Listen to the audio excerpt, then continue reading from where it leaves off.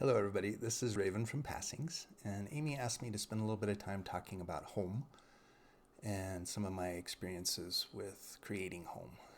And so there was a time when I was just starting out creating a home with Amy and our two kids. And at the same time, around that same time, I started running a homeless youth drop in shelter. And there were some real interesting lessons that came out of that for me, just in terms of trying to create home in these two different places at the same time. And a lot of that revolved around children, around specifically teenagers and people who are, of that 10 to 20-year-old range, where you're trying to find your way in the world in these different types of circumstances, both in our own home with our kids, and also in this other place where we're trying to create a sense of home so that homeless youth could find a place to drop into something and really find some sort of stability from which they could move back into the world in some different way than what they were experiencing right then.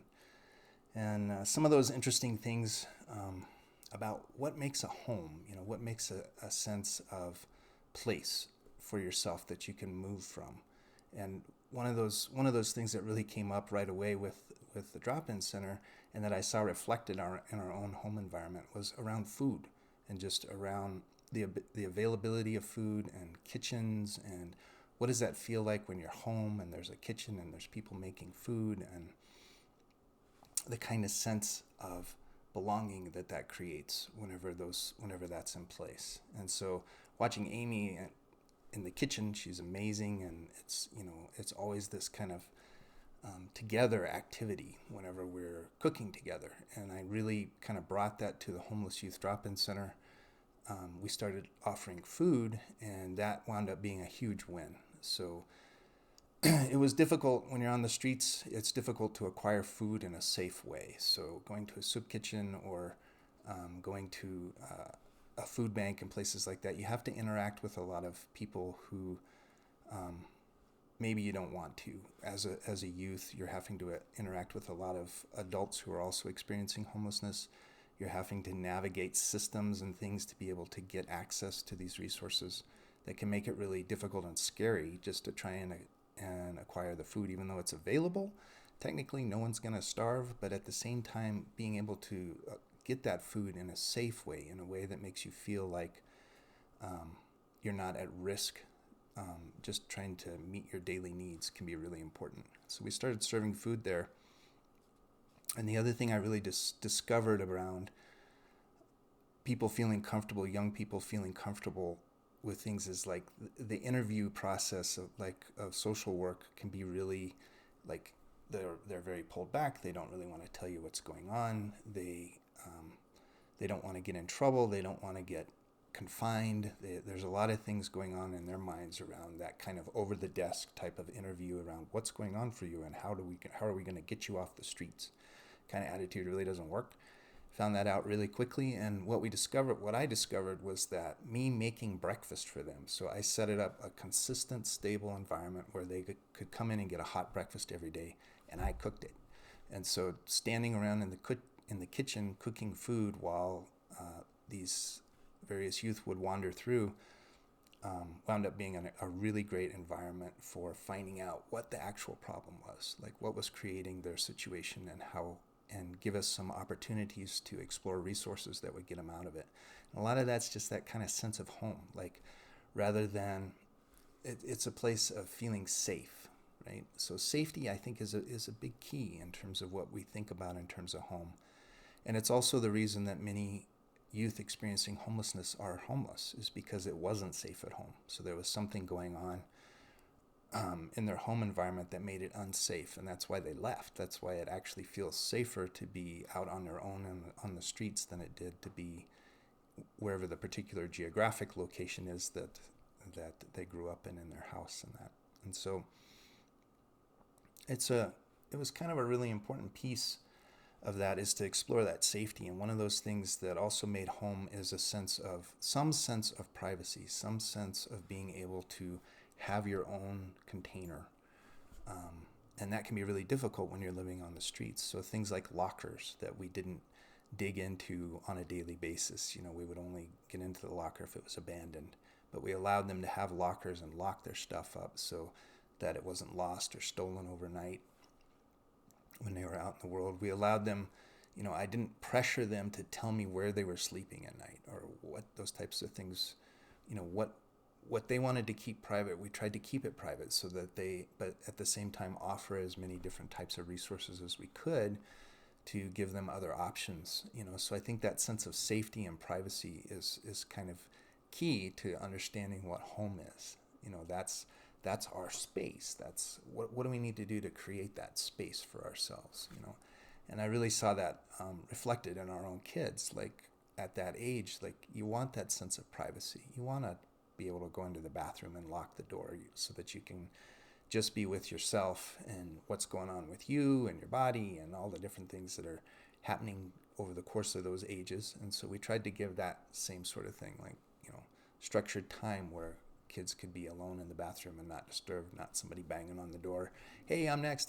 But we actually had, clocked time that they could be in alone in their own space, and I tried to create those spaces at the drop-in center too. So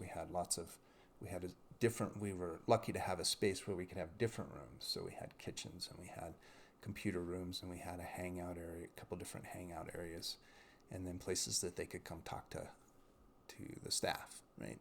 A desk where they could walk around out of that space and come talk about the formal things if they needed to. And so I really think that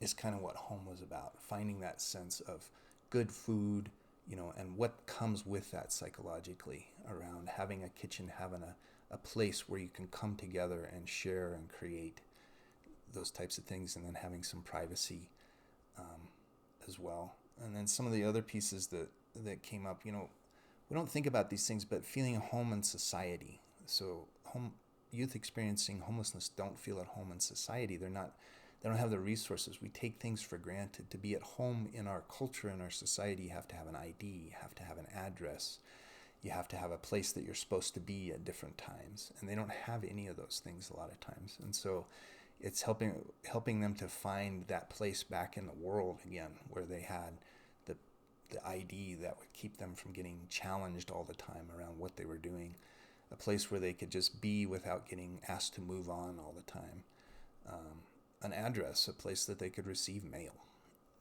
things like that we take for granted as part of our culture, but when we don't have them anymore, all of a sudden we feel like we don't have a home. We feel homeless. And I think many of us, have experienced that, like when you move to a new place or you're in transition somewhere, there's this sense of, everything up in the air and not having the stability, that you need mentally to kind of move through your day in the happiest way.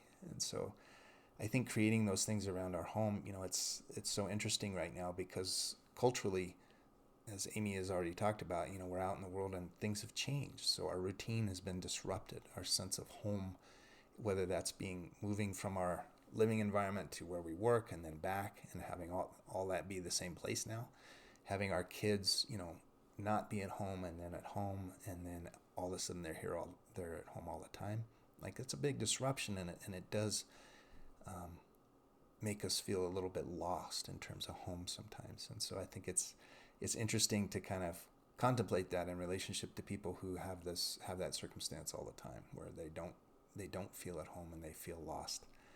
And I think we're all getting a little taste of what that might be like in a lot of ways, to have that kind of disruption in the world affect us really personally.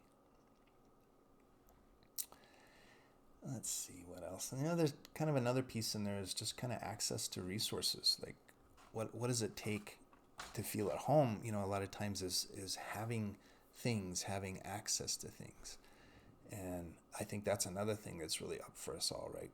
No toilet paper, or something that we're just used to just having really easily available to, all of a sudden that's not available. And how does that, I think it's been interesting for me to sit with, like, how important is that stuff to me? And I realize it's important not for the thing, but for the routine, for the notice that I can have access to these resources and then suddenly I don't. And I think that that's a really important thing for us to all think about, kind of feel into right now, is what is it like to not have what you used to have, and can we find in ourselves, the fluidity, the movement, the ability to kind of tap into the movement of things being different than what they were before, and still be able to find our own sense of peace and kind of wisdom as we move through that. I think that was everything that I was kind of wanting to chat about with you at Amy's prompting, and I hope that you're all doing well and that you make your way through this change as gracefully as we each can, and that you come back to finding your own sense of home. Thank you.